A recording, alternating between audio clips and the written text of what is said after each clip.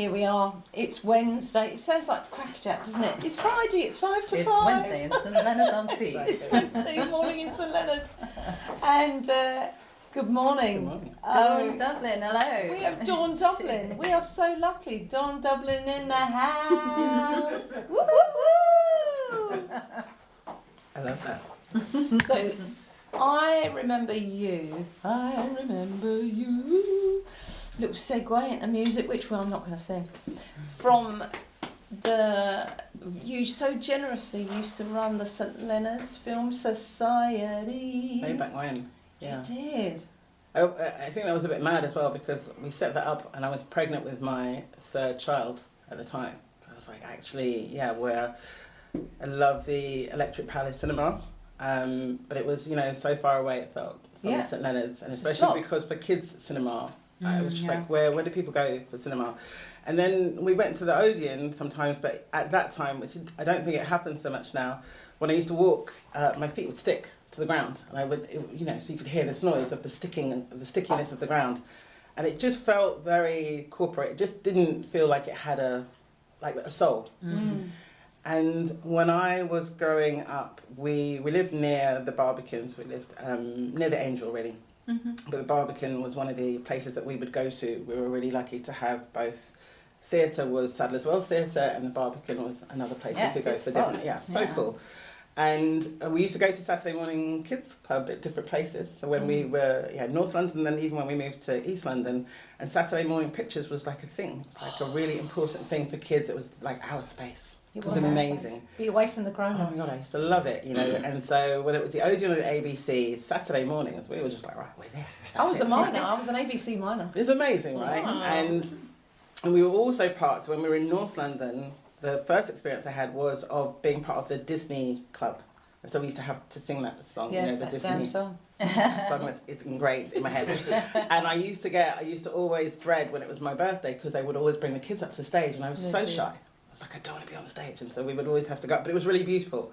And so when we came over here, and I was still travelling backwards and forwards to Brighton, but I wanted to do stuff with my kids, but also I was like, what are other people doing? And at the time, it was kind of going through like a dip in Hastings, but in St Leonards specifically. As the time, it was the Short Star programme was brilliant, and was running here, was amazing. It was. But for cinema, it was like, how do you bring the world? Like, how do you, for people who are not even travelling very much, how can you bring the world to them? And cinema can do that, right? It can take you off somewhere.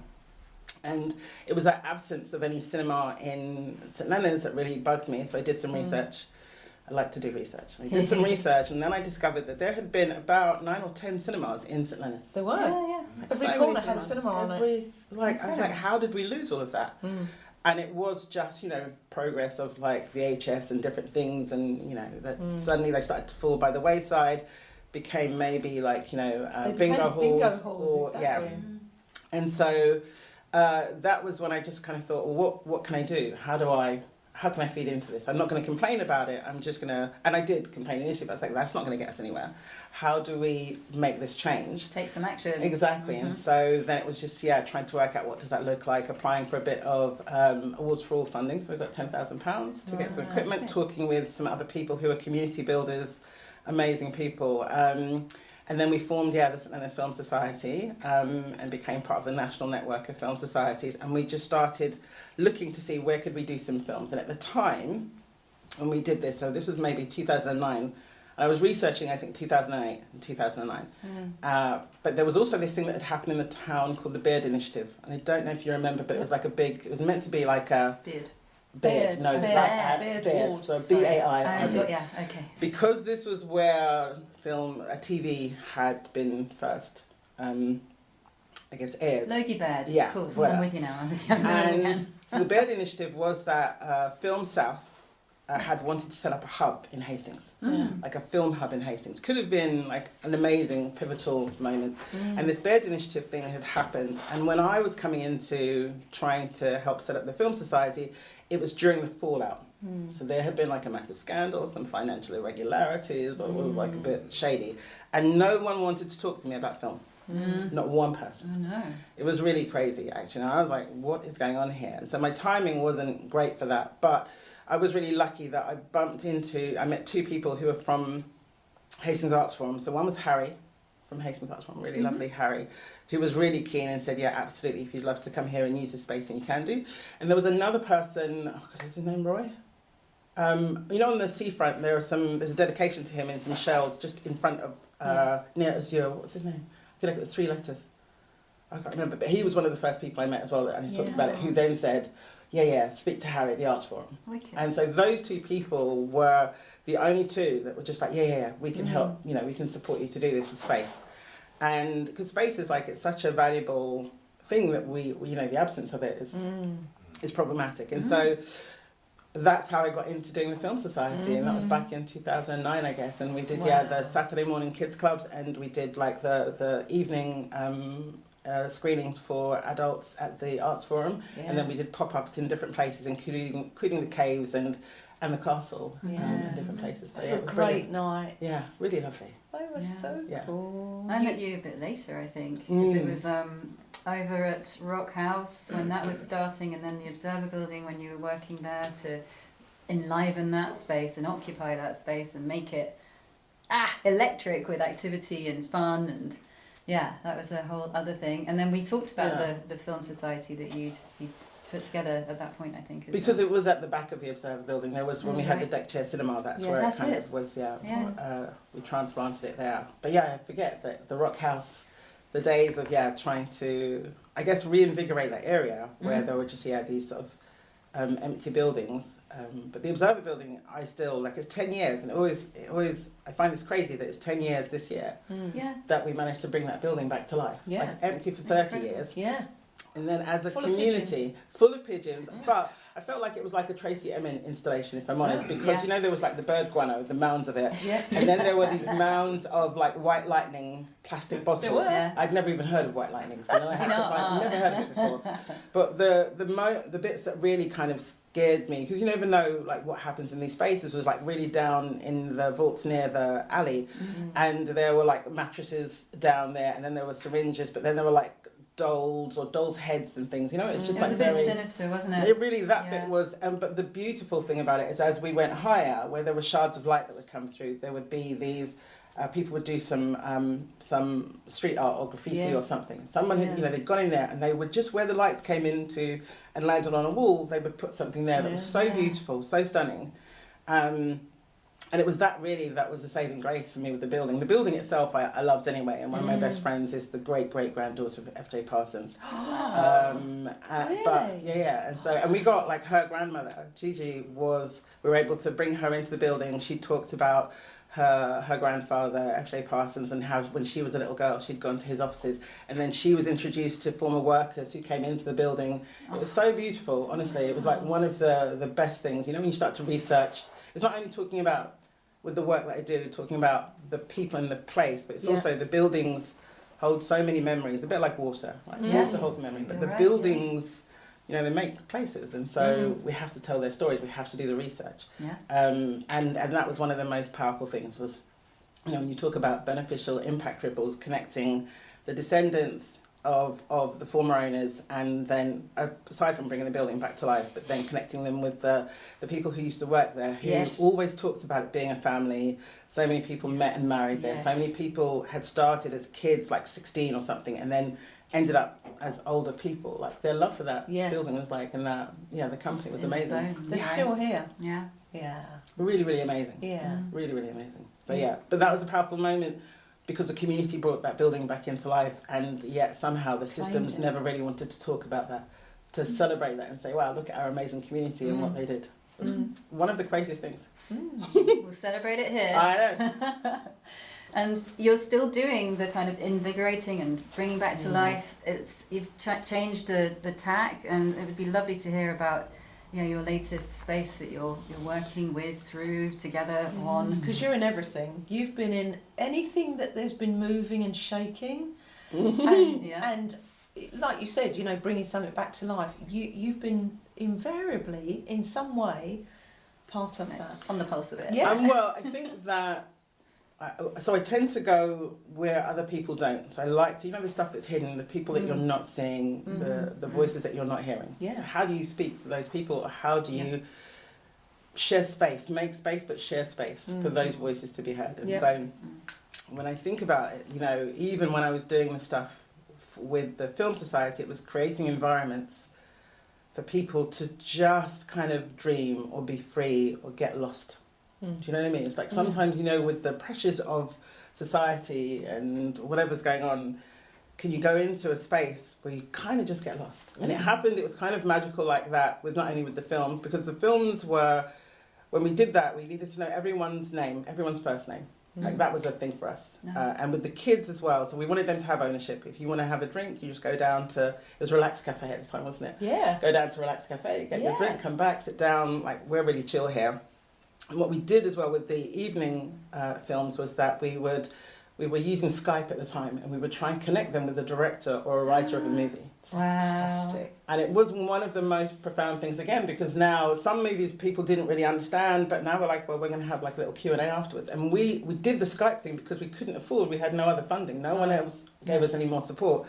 And we can't afford to pay you £500 to come and give a talk. But we'll do a Skype thing. Sure. And so we were doing that, yeah. And so it just meant that the audience could now visit someone in a different country, wherever. And the only one of those that didn't happen properly was when we were trying to connect with Ava DuVernay. And we showed one of her films, and just the timings with an assistant, like the timings got wrong, and so we were waiting there for her, but it was just at the wrong time. But then she's gone on to be like this big kind of amazing film director, and so that was the one that was quite gutting to miss. But even with the kids ones, it was really important for the kids to come in. There would always be like some snacks on the side because we didn't want to judge. We weren't sure who's had breakfast or not. We live in this town where you have haves and have-nots, and we're not going to ask any questions, but we're going to have some snacks Breakfast on the side. is there. It's just there. You do whatever, you come, you help yourself. But it was really important for us to say that it's a kids club, and that they can bring a responsible adult. But they can bring a responsible adult. So cool. It was really important that it was their club. Yeah, It was their club. You're paying $250, but then, and also it's $250, and there's the food, but then there was the pre-film event. So we would work with creatives sometimes to run art classes or puppet shows, or there would be a film like Laurel and Hardy short or something. Like, how do we mix and match, like the new and the old, but kind of normalize all of this? And so it was really beautiful. But I realized, for me, it's about how do you create these environments for people to just have ownership, but also to be free. To dream. And that's the thing you want with kids, right? You want kids just like, how do you spark that creativity? But something happens to us when we get older and become these adults, we just kind of forget that inner child. And I'm like, oh no, I'm holding on. Bring it. I'm holding on for sure. Let's and play. so and so I think it's and I guess the analogy for me is like when I think about when you're giving gifts to kids and stuff, and sometimes all they want is the cardboard box. Exactly. Yes, that's right. It's that simple. Box, tape, pens, scissors. That's it. Off we go. And that's the bit that I love. Yeah. That makes me think of your adventure playground that you had that was built with a curious town and the wonderful people who came along. They're called a woodland tribe based in Brighton. And it was They're just amazing. It was like walking into somebody's, many children's imaginations. And I took my son in, and he was just straight in there, wasn't he? He was amazing. He was so cute. Weaving around, trying to find bits and bobs. And chatting and just doing, but he was so comfortable so quickly. He was, It was and really that amazing. actually for him is huge. Yeah. So it was really lovely to, just be in that space. And we were talking about imagining what other things might happen in this space at the time. And I know you've had so many projects there already. It'd be great to hear. But I think it is that, like, so I was a kid at school who constantly got into trouble for being a daydreamer. And I'm an unapologetic dreamer. You know, it took me a while to realise that actually that's a superpower. It is a superpower. And so even when I was at school and I was daydreaming, at times I would be daydreaming about how to reimagine the lessons. Absolutely. Because the lessons were so dry and boring. God, there is a different way to do this. There's a different way to do this. You could teach this better. Yeah. And there were lots of strikes at that time as well, one period, and we had, substitute teachers and stuff. And I just remember it was like, I went through a period, especially around 14, you got to choose your options and different things at that time. And everything that I had chosen kind of had a bit of a, humanities bent to it. Yeah. And I love languages, and drama and history and geography, all of this. And when you're supposed to do your options, it's your choice to choose. And then I had that taken from me, and they were like, you've got too many of these kind of humanities the type. left brain things. Yeah, and the government says girls should be doing more sciences, and the government says, and so for me, that was really disheartening, and I saw school differently. Mm-hmm. Then I just thought, oh, do you know what? Actually, yeah, that's not you. You've kind of lied to me. You told me I had a choice, and then you took it from me. Exactly. Yeah. And that for me, with my brain, was just like, yeah, I don't think so.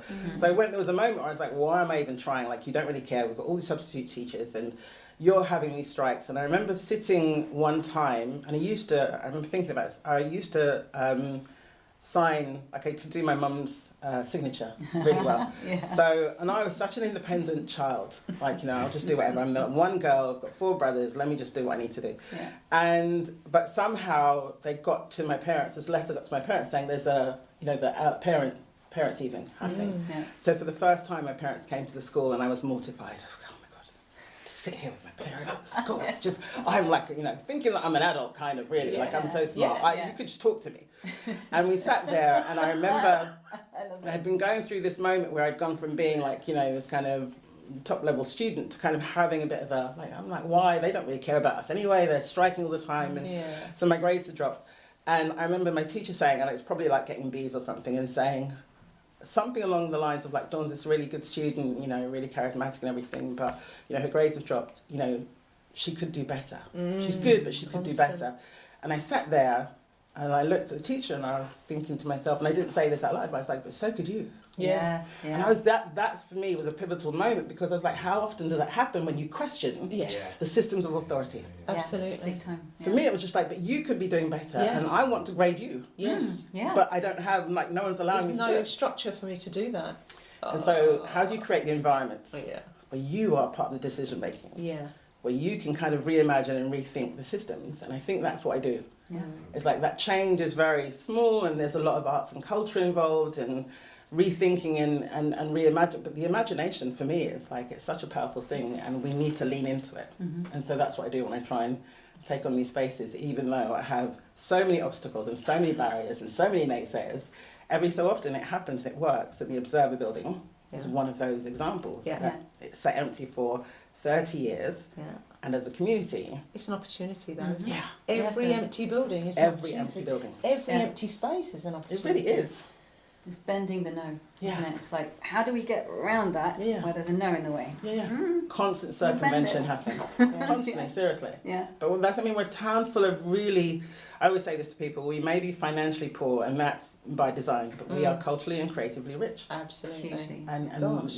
we're millionaires. I know, that's why I love this town. Honestly, I do. It's for that, because the people make it. The people make it. Yeah. The systems I could do without, but yeah. Oh yeah. Yeah, but systems, They're changing.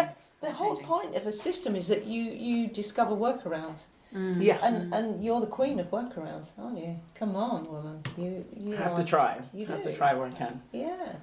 How did you move from shy to going, like last time I saw you were off to Poland to give a talk at a university about what you've been doing and about your practice. It's like that from the shy girl. How did that So I'm change? still really shy, but I think because, when you're advocating for people, I realise that I don't like, and I am, people often ask me to come and give talks, and I don't really want to give talks, and I'll say at the beginning, I'll apologise to them in case, I'm really nervous or something. But I had to build that up. It's a bit like I don't really like spiders, but when you have kids, it's like, now I have to be the adult, and I'm going to deal with the spiders. You're like, hey, So it's kind of building that up. Like, if I'm really going to step up for people, then I'm going to speak for them. And I realise I do that a lot. So in certain circles, I'm the life and soul of the party. Like, I'm really comfortable about it. But I forget that I'm the life and soul of the party. I'm just making people laugh or whatever, telling a story. And it's the same when I'm standing up for people. Yeah. Like, I will step out there and I will just say, I'll forget about the shyness. And I think that was it. When I started to analyse, I was like, you can do this. You just need to not be all up in your head about it. Just when you have to do it, because there are some people who aren't able to have this opportunity, and you're going to try and advocate for them. And so that's how that I was going to say your advocacy is louder than your shyness. Yeah. Really. It's a much stronger muscle because you work that really hard, don't you? Yeah, it's really, but we're, again, as I said, the systems are so problematic, but when you can see so much talent around you and so many opportunities, you kind of, how do you not? Like, for me to just sit by and allow all of that to to happen, I wouldn't be able to sleep No. at night doing that. And No, don't get me you wrong, can't. when I'm challenging systems, there are always going to be people who will try and undermine or take me down or whatever. But that's the nature of it. It's like bullies and stuff, right? Generally, the bullies are scared of the people they're bullying. Totally. And Bring it so, on. yeah, exactly. Yeah. That's what it's like. I'm like, seriously, yeah. Yeah. If you think that's going to stop me from doing it, no. Yeah. But yeah.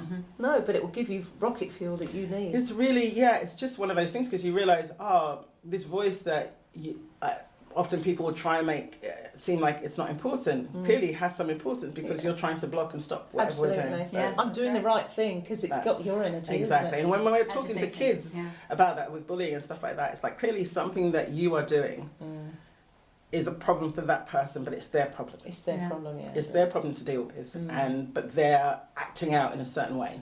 They're making it your problem, but it's really... Exactly. And sometimes actually it's trying to understand what other people are going through. Sometimes they're acting out in that way because they're dealing with other stuff. And not that I'm saying to kids like you have to try and sit down and have a little philosophical, psychological moment with whatever, but it's also understanding that hurt people hurt people. Absolutely. Yeah, Yeah. definitely. So, Wow. I'm too inspired right now.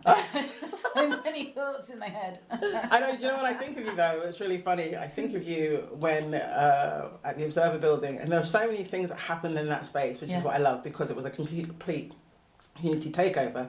But it was when it was the death of David Bowie. David Bowie. Yeah, The yeah. David Bowie sessions, which was really a brilliant moment because there was also the drawing on the wall that There became was, like yeah. a shrine. Yes. But just that people had somewhere to go to because it's a bit like I suppose when Elvis Presley died. I was so oh my young. God, it was huge, yeah. But I remember there were neighbours, I could hear them audibly crying. Yes. I was at work. Yeah, do you know? And it's that. It was, We all wore black armbands. yeah, and it in was Elvis time. that kind of thing with the David Bowie thing. I think there were so many people who, for them it was like such a heart-wrenching moment. We but needed actually, somewhere to go. that was really beautiful. That they could just kind of rock up there and it was just, I was doing the face painting. Yeah, it was just very lovely. That's so very... Were you? Yeah, Ziggy Stardust. Oh my zigzags God. over You know, when you think about trauma and stuff, and you think about death, it was a very cathartic process. It was very, and this is very traditional. Like you still got to laugh and you will cry, Yep. but you kind of commune, you come together. Yeah. It was and a you wake, kind of, really. Exactly. Yeah. But it was very, it's like in one of those.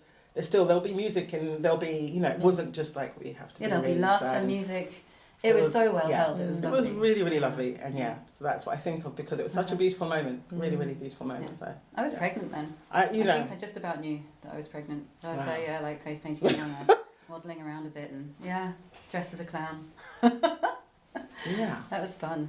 But aren't we good in respect to that in this town? That we do galvanise, we do get together, we do recognise what's going on, what people need. I think this town's very, very true. special for that. Yeah. And I think that's It addresses it. It really does. And it's the reason I've stayed here for so long. As I say, the people are amazing, and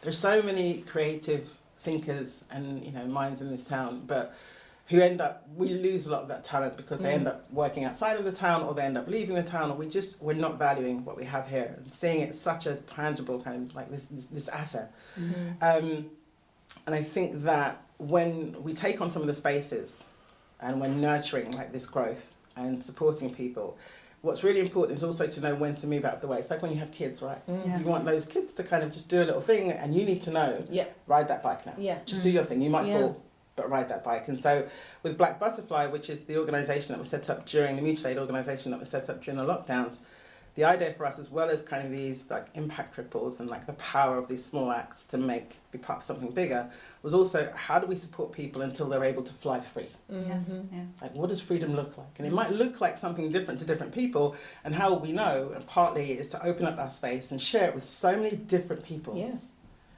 So that you hopefully will find your tribe somewhere in that. Indeed. So for us, it's never about the diversity, equity, inclusion. And when I give talks about this, I said that should be the norm. Yeah. That's your base level. Yeah, absolutely. What we are trying to address and what people should be addressing is the systems of exclusion Exactly. that create all of the other problems. Like if you just got out of the way, like we'd come and do a thing and like my shoulders kind of always go on. Like they would just, because this town is amazing. Shimmy. Yeah. We would do a thing. Yeah. It's true. But and in this town people love to dress up and they love to, we would have fun. But it feels like we're always constantly trying to be controlled.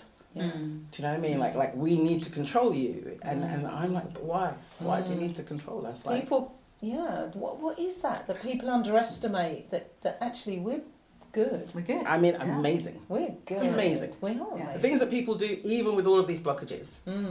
And so I always, when I'm giving the talks, I'll say that you have to look at what's not being shown. People do a lot of performative stuff. And they'll make out, we did this and we're so good. But for me, I'm always trying to see what's behind there. Who helped you? Who are the people that you're trying to block look when for you're the doing helpers. the Mr. jazz Rogers. hands? Yeah. Look at me, oh my God, I'm so good, fund me. Yeah. Like, No. but actually, to get where you got, somebody was helping you, people were helping you, voila. Yes. And so for me, it's what can't be seen, it's the stories that are not being told. How do I bring them to the forefront? And that's what I was trying to do with another company. I had a change agency called Unveiled, that was set up just before the lockdowns happened. But it was just this idea, it's like, how do you show value in the people, in the places? How do you use urban regeneration to do it? How do you use placemaking? How do you, really embed social value and culture and arts?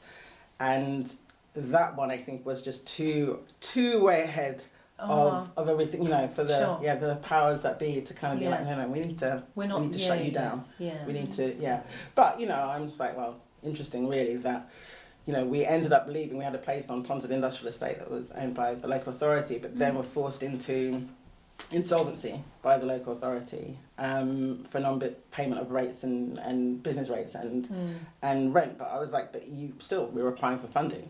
We didn't get the funding. Like, how does this work? We can pay for so much with our own money, but we're going through lockdowns. We've held space for all these people. Make like the economics does not make sense if it's not going round. And that's again, the systems of exclusion are just like, we're going to block you, and then we'll tell a story that we like. We won't give it any context for actually, or allow you to tell your story from your perspective. And so I was like, okay, fair enough. If we lose the building, there will be these other negative impact ripples. That's the way it works, right? It's the same for women. I always used to think about that when I used to do some projects, that women, especially like mums, working mums, whatever, when you are blocking them from getting access to work or like decent paid work, like normally those women will source stuff from the local area, first of all. Is there a bird? It's the window cleaner. Window cleaner, sorry. Oh, the window cleaner's here. I love it. Hello, mate. So, that's hilarious. That was so funny. Do like a little bit of local broadcasting. We end up with a window cleaner. It's lovely. And then I'm like, so these mums though, when they've got kids, they'll naturally want to give some money to their kids, and the kids will then go and spend it at the cinema or in the shops, wherever it is. But when you block and say, actually, we don't see you as important, you're not really important, then you block the flow, you impact your local economy. Of course. Because now these women aren't able to shop locally so well, and their kids are not able to go out, and so then maybe there may be some delinquency because they don't have access to. You create the problem. Frustrating. Yes. Voila. Yeah. And you know that anyway, because we don't have like youth spaces properly. We don't have we definitely don't have a women's centre. We don't have a cultural arts centre. We don't have these different centres for people to be. Yeah. Exactly. And that's the problem. Space really matters, and yet we block. We block so much. Yeah. Do I need to stop? Or No, you don't need to stop. No, That's cool. I love it. It's like a little intervention there with the window cleaner. Totally. I love it. Ironically, because you were just talking about blocking people from doing their jobs. Yeah. I know. Just pause. Come back. Sorry, Come back in a minute. Come back in a Give us minute. 5. Can you have a little... But do you know what I mean? It doesn't make any sense to me. And then so you have that with women, and then the young people are blocked. But then you imagine you're having this layer where you bring race into it as well. It's just like listen, just the dimensions of it.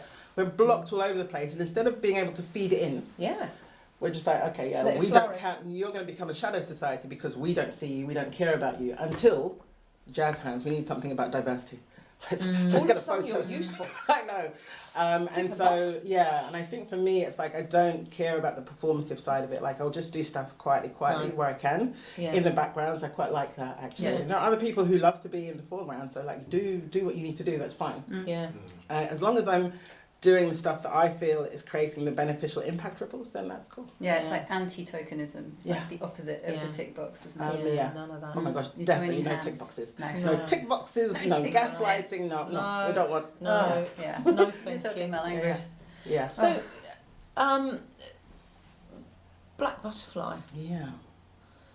Is that still a thing? It's still a thing. Good. We still have, so during the lockdowns, with You still at Hathley Road? Yeah. Nice. So during the lockdowns, when there was this chaos of the lockdowns, so with my unveiled hat on, it was just like, actually, people are at home and there are these places that are not being used. Maybe we can get some spaces to hold for community, because there's at some point there's going to be a rush to St Leonards. There's it's going to happen. There's going to be people coming down here. Senses. Yeah. And so we took on 5 buildings. To try and hold for community-led development. And so there was not the first one, it's like maybe the second one was AfriCollab space, and to get them into that space and nurture that, and they do whatever they do, it's got nothing to do with us anymore. It was Hassan's Yard, which is the space that we have now, the former warehouse that had been empty for however long, and like a fly tipping zone, but now is this cultural, like community-led cultural arts space. There was Ponswood Industrial Estate that was going to be the shared co-work space, like really amazing space it could have been. And then we had the former betting shop on Kings Road, which we turned into the community kitchen and styled like a 1970s West Indian home, because why not? Take you back in time. Because yes, please. Yeah, it was so amazing. Honestly, it was one of the most brilliant things that we did. It was like so much fun. Like, who knew doilies could be a thing? And then the last one was behind ESK in Hastings. There's a Priory Street car park, the rooftop, and we wanted to turn the rooftop into a sky farm because we were growing produce and we needed to grow at scale. But how we need to think about well-being and how do you create these environments where you can just kind of be really funky. And my hope was that eventually we would do like outdoor cinema and outdoor events and stuff if we could have the whole space. But that blockages. Blockages. We need the park. Yeah, they didn't even. No one was using it. It was empty for like good 3 years because I can't remember. One of the companies from across Saga had left some years before, and when they left an empty building, and they left or part of an empty building, and then they left that space that was just empty. And even when we left, even when the council asked us to get off at like 18 months, we went through 2 summers of drought. And it's interesting that this is the 3rd summer of drought in 5 years, which tells you something about climate. And that part of the rooftop thing was to think about climate resilience. How do we think about what we need to do, because we're a coastal community? Repurposing it for renewable energy, all of that. How do we really think about, how do we do the testing? How do we bring young people up here to talk about it? But the council wasn't there at that point. They were kind of focused in other areas. And so I think that's what happened. I used that moment to try and take on these different spaces and reimagine, but put it into the hands of the community. But as I said, when you're not funded, you still need, even though we want to work outside finance, because it can be quite constraining, we were still blocked by a lack of access to any funds. So that's what's happened. So what's going forward? So going forward, I know it's kind of feel like it's like maybe there's that solar eclipse, whatever, but it's this transition moment. So the plan is we do a lot of stuff. When we set up Joyful Roots, which is our project that came out of Black Butterfly, we focused on the things that you need to sort of sustain life, really, like human life especially. And it was like food, water, shelter, air. And then obviously all of those are impacted by the environment. The environment's really important. You think about sun and everything. And then it's like the interconnectedness of all of them. So relationships. Because we need to be. Of course. Relationships are really important. We're around a lot of people. Exactly. And so that's why food was really a core part of what we were doing, and greening and stuff. And then shelter was like the spaces that we were thinking about, but also environment, a lot of the different people, whether it's here in Hastings or people who are from different cultural backgrounds, especially the ones from different cultural backgrounds, have been impacted by climate change for generations. We just didn't talk about it before because it didn't affect us here. But it's been going on for generations. So how do we, again, feed in to that, use that knowledge to kind of try and rethink and reimagine? And so we got lottery funding, which was really amazing. It helped us for like the first 2.5 years or so. And we never reapplied because we work in a hyperlocal way. We source everything from like this really small radius. And then after that, we'll look outside. But we're like, why are we not being funded locally? Like, it makes no sense. So we're being kicked off the rooftop now. We're leaving the betting shop because, again, we're not going to put any more of our own money into this. Let's walk away from that. And they were all part of this system, this food system, like little triangle that we had going on. And we're like, when we lost the rooftop, let's kind of just walk away from the shop as well. But it was that, how do we start to, even as we're being blocked, it's like, how do we still keep talking about that, not be ashamed of it, because we need to keep talking about the fact that we've been blocked or we didn't get access to this. And so the negative impact ripples are when you don't get access to any of these funds, but you're being asked to pay taxes and all of this other stuff, but the money doesn't come back around to you, even though you're doing all this stuff that has social benefits, is that then you might not be able to pay the rent, or you might not be able to pay a bill. And most people are ashamed of that. They'll still keep doing what they're doing, like trying to keep their heads above water. And I was like, look, if we can't do this, like we will cover the cost, because we don't want to leave anyone at the local level out of pocket, but we need to still keep talking about it, keep talking about it, because it shouldn't be happening, especially during COVID, when people were talking about all of these different inequities that were happening, you know, and issues and Black Lives Matter and blah blah, and yet nothing happened here. Like nothing changed in terms of the systems, and so that's why we keep doing what we're doing. So Black Butterfly still exists, but the plan is more we're doing a lot of community-led housing. We're also doing a lot of work that's at the national level to try and rethink and reimagine systems. This is us circumventing. So we're working with some national bodies to try and get them to understand the issues at the local level, because they just assume, oh, okay, yeah, central government gets to national and then it gets to local. It will work, it's fine. But we're like, it doesn't. In some places, you have to understand that that money will disappear. It will go elsewhere. It won't get to the people it needs to get to. Exactly. And so, and for us here, a great example, apart from the Town Deal Fund, but a great example is the Levelling Up funding. Levelling Up to me sounds like you're levelling up. But yet, most of the money went towards housing, so Hastings Council. And then millions went to deal with the road, the Link Road.